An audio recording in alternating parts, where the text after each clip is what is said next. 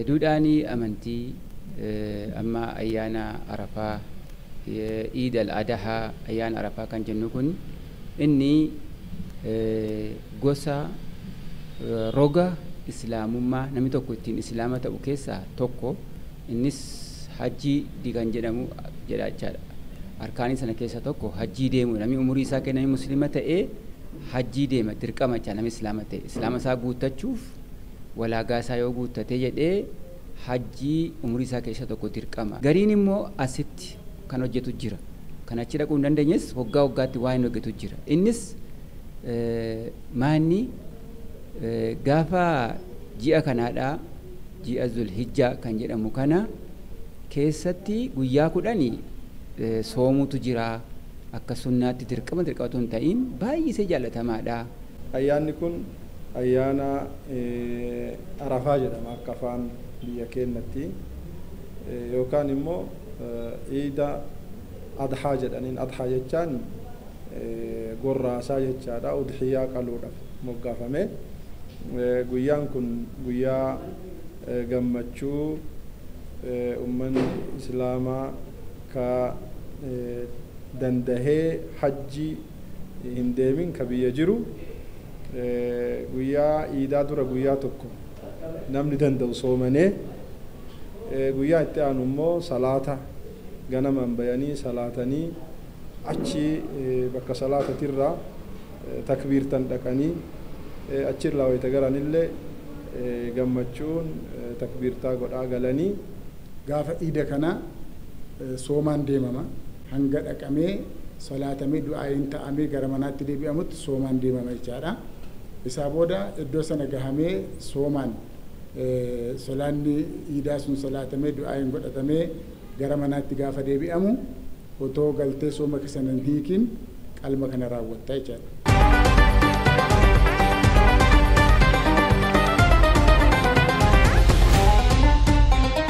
Hojii gaggaarii hojjechuun, tola ooltummaa hojjechuun, soomuun, nama rakkataa gargaaruun, keerii namaa ooluun, tola namaa ooluun, hojii baay'eetu hojjetama dirqama ta'achaadha kana keessatti. Ayyaanni Arafaadhaa kuni bara 1445 kunoo kan amma fuuldura jiru kana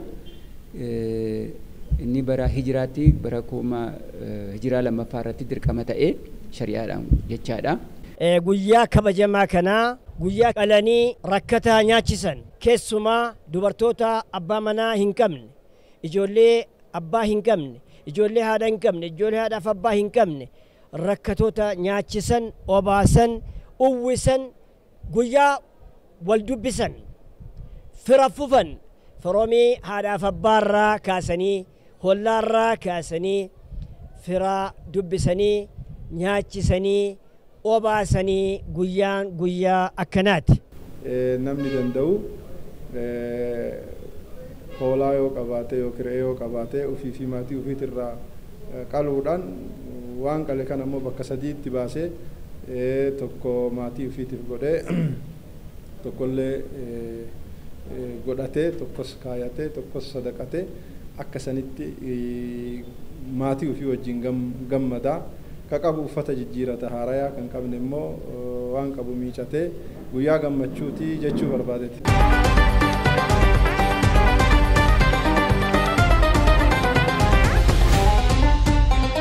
Ardii kanarra kan jiru nama amantii adda addaa jira jechaadha.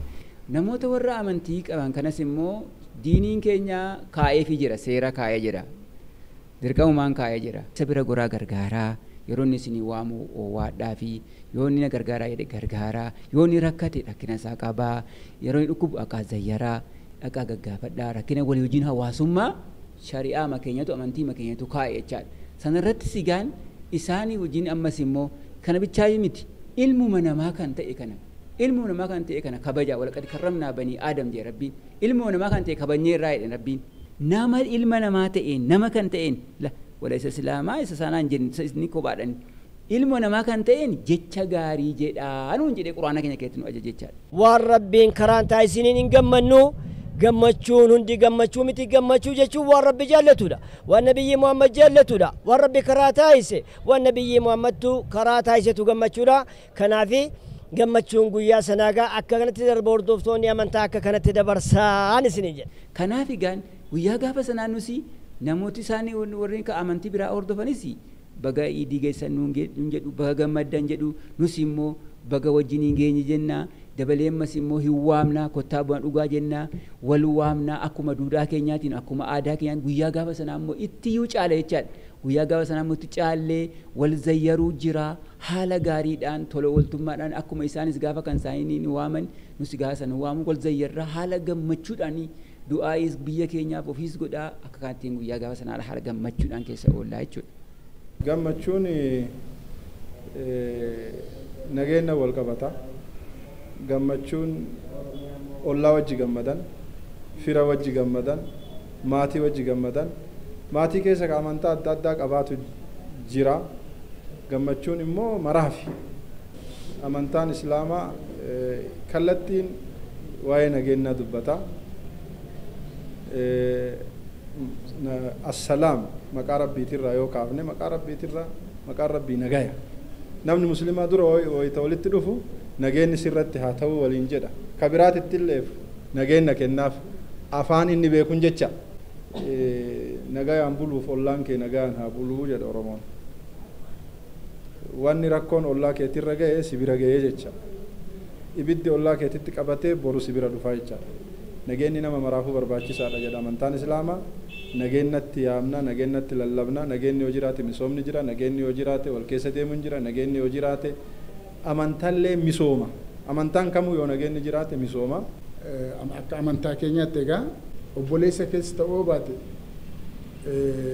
Islaamas ta'uu yoo baate kiristaanti ollaa kee jiru haqa sirraa qaba jechuudha. Kanaaf akkamittiin waliin jiraanna yoo jette amantaa nutis amantaa mataa keenyaa qabanne inni kiristaanas immoo amantaatti amanu sana qabatee nagaadhaan waliin jiraanna jechaadha. Nageenyi waa hunda keenya waan ta'eef daldalannee jiraachuudhaaf barannee iddoo ga'uudhaaf qotannee facaasachuudhaaf facaasnee haamnee gashachuudhaaf whatever nageenyi isa olaanaa jechaadha. Ijoollee irraa dargaggoorraa kaasee hanga jaarsoliitti waan jiru kun nageenya kana tumsuudhaan waa'ee nageenyaa irratti hojjechuu qabna. Ummata musliimaa mara baga rabbiin ayyaana idil adhaa bara 1445 isin gahee ayyaanni kun immoo ayyaana nagaa ayyaana gammachuu ayyaana itti guddinni keenya itti babal'atu ayyaana ummatni keenya nagaan bu'ee nageenya isaatiin jiraachuu qabu ayyaana akkasii rabbi nuuf haa godhu.